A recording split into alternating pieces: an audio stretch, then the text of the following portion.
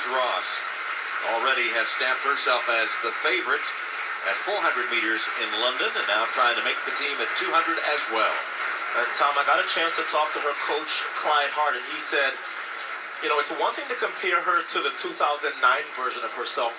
Obviously, she won the World Championship in the 400. He said she has been looking so good this year that the only comparison he has to an athlete is Michael Johnson in 1996 when he won his double. So this is by no means a fluke what you're seeing from Sanya Richards-Ross having the world lead in this event in both this and the 400. She is having what Clyde Hart believes to be one of the most amazing seasons he has ever seen by any of his athletes. Well, late assignments here. Sanya Richards-Ross is in lane 4. And out in lane 7, Sharonda Williams, the former All-American at Arizona State. And she made the U.S. team that went to the World Championships in Berlin on that beautiful blue track, if you remember, track fans. Indeed. She's run 22:73 this year.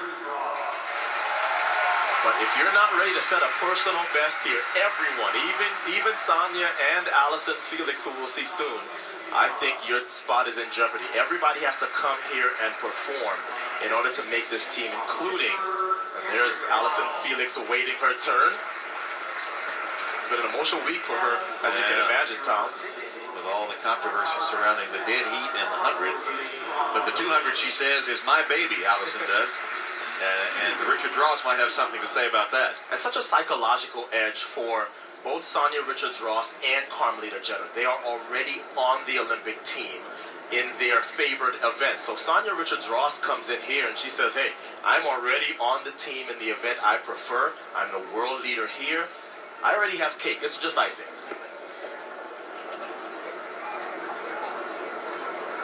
And those sleeves have almost become her trademark now.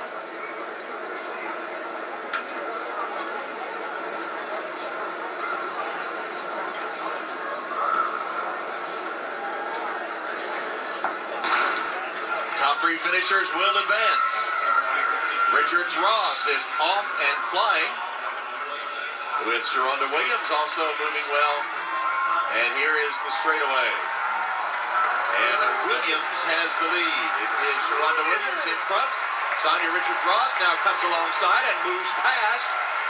Richards-Ross will win it. Williams into second place.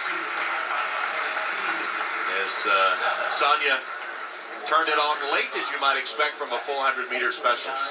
And when she ran the world lead, that's pretty much how it looked. Sanya's right here in lane 4. Quarter milers, Tom, tend to not really emerge at 200 until the latter half. But even Sanya did a pretty good job of running the turn. She comes off just behind Sharonda Williams on the outside. But now when everybody else starts to decelerate, Sanya Richards-Ross just has more in the tank. She decelerates less, and that's how she's able to separate and win this opening round in 22.67. She'll be happy with this. Richards-Ross, Sharonda Williams got second, and Natasha Hastings, who was 7th behind Richards-Ross in the 400 meters last Sunday, gets the 3rd and last automatic qualifying spot from this heat. And coming up, it'll be Allison Felix, the 3-time world champion and silver medalist at the Olympics, and involved in that dead heat for 3rd and 100 earlier here at the Olympic trials. This was Saturday evening. You see Jeter and Madison, who will go. And in lane 4, Shalonda Solomon, who was the 2011 U.S. champion and 4th at the World Championships last year. I think this is her favorite track. She set a personal best here last year in winning the trials to go to the World Championships in Daegu 22:15. Not quite that fast this year, but she does run rounds very well. Former Long Beach high schooler and University of South Carolina grad. So Allison Felix, after an emotional week, back on the track. Probably glad to be back on the track after all the other distractions. Glad to be back and running again as they are given the order to stand up. It can be difficult though, Tom. I can tell you as somebody who did a few doubles, when you have that emotion of the 100, whether it's ended well or whether it's ended poorly, after you cry those tears and you pick yourself back up, you come out here and you're obviously glad to get back on the track, but sometimes that emotional release can take a bit out of you. So we'll watch to see what sort of a round Allison Felix has. She has improved her start mightily because of that 10.92 personal best in 2012. And what that does is that no one can pull away from her now in the first 50. And that's how she's lost the last 2 Olympic 200-meter races.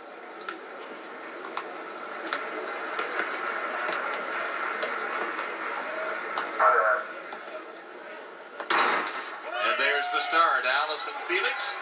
She is in lane 6 here. That's next to the outside. And she's got a pretty good start as they come into the home straightaway. Top 3 will automatically advance. Allison Felix, Joanna Atkins on the inside, Shalonda Solomon. As they come down to the finish line, it will be eased up Allison Felix winning it with Solomon in second place. And so how do you think she looked? Well, I can tell you that any critique of Allison Felix's 200 always begins with the start. And there she is in lane 6. And I talked about the fact that no one can pull away from her now in the beginning, and you see it here. She no longer has to come from behind from 150 out. She controls the race now. She led to 50, led to 100, and now she is at about 50% and leads these qualifiers into the next round. And let's go down to Dwight for some live discus action. Bianca Knight in lane 3. I'm not sure when I had that conversation with Allison at the Prefontaine Classic, she thought that Jenna Batarmo and her were going to be tied for 3rd in 2 weeks, but she was really high on her training partner. And we talked about the emotion of the week. Tarmo will be glad to get out here as well. And she is definitely someone who could qualify in this event. Very, very talented, the former Ag.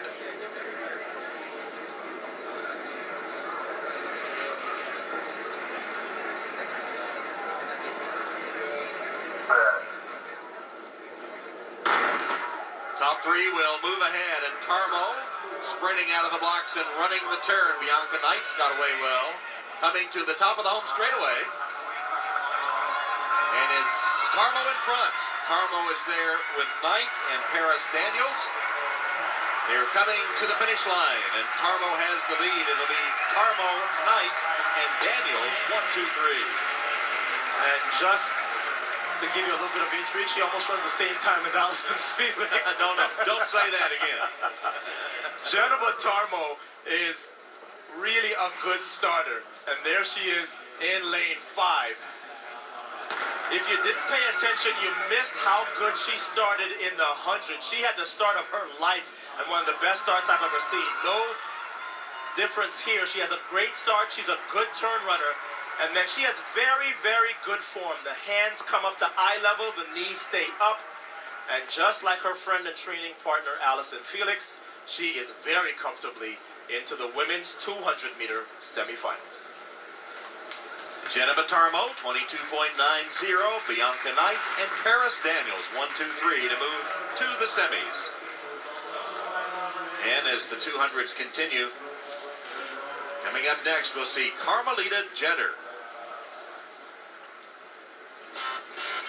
Lane 4, Lauren Williams had the heartbreaking 4th place finish at the last Olympic trials here in 2008. But she has a slew of medals over her career. And we'll probably see her for the U.S. 4x1 in London. She has lots of relay experience for the U.S. 4x1, even though it has not always been good. Remember, she was the unfortunate person involved in that drop in Beijing.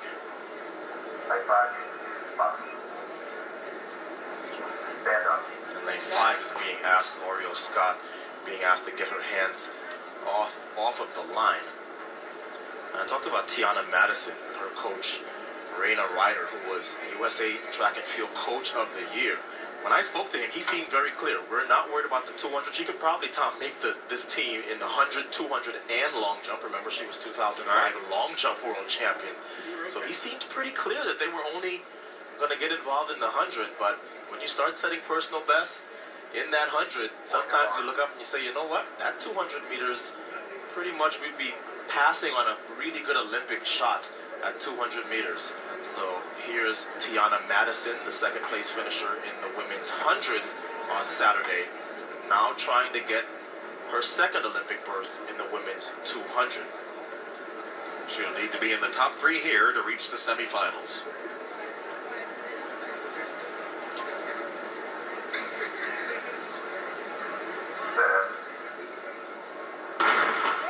There's the start. Tiana Madison, Lauren Williams, and Madison making up the stagger on Williams as they come for the home straightaway. And into the straight, it is Ariel Scott, Tiana Madison, Lauren Williams. As they come to the line, Madison wins it. Second place to Scott, and Williams in third. And that's by far the fastest qualifying round that we've seen thus far. She's run 22.3 for the year, but that was about a month ago. I want you to watch Tiana Madison right here. As she starts to feel the fatigue, she puts a check on her form. That's what great sprinters do. Make sure you hold form when you feel the fatigue coming.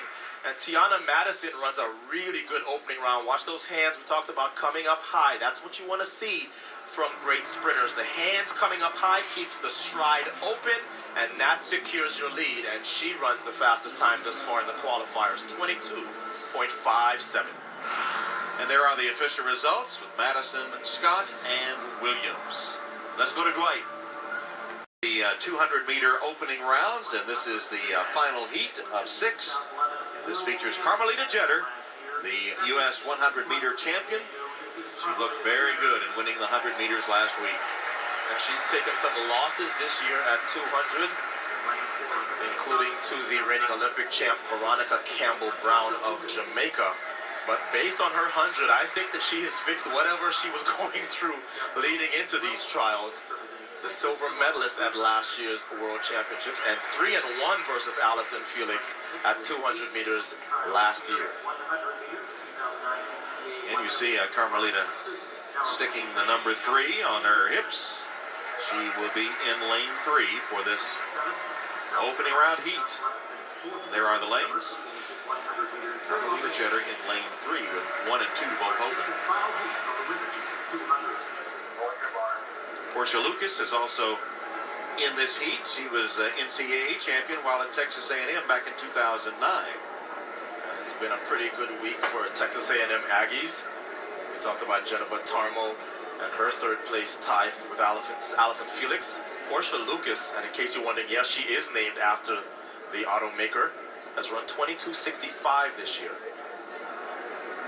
As we said, this is a difficult U.S. team to make.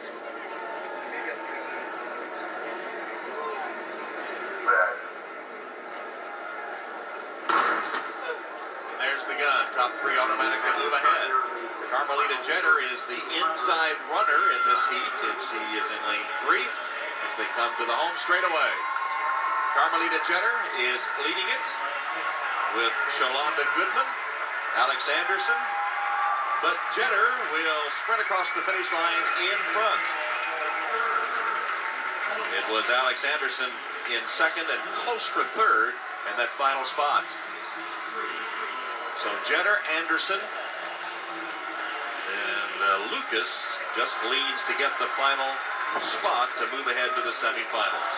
So Carmelita Jeter, very comfortable, but I want you to look here at Alex Anderson in 6. She's going to have a huge flinch. I have no idea how she got away with this. Look at this flinch. I mean, that usually sets off the blocks. It didn't this time, but once they got going, it was Carmelita Jeter with that sub-11 speed. No surprise to see her make light work of these other entrants in the turn. And once she had that lead in the turn, she was able to just hold on to her form. And she too is comfortably through to the semifinal round. So Carmelita Jeter wins her heat in 22.63. as she eases across the finish line and heads toward the semifinals. And here are the official results from this heat. Jeter the winner, with Alex Anderson second and Portia Lucas in third. So key qualifiers for the semifinal round on Friday, with Felix, Jeter, Richards, Ross heading the list. Let's go to Lewis. John, thanks.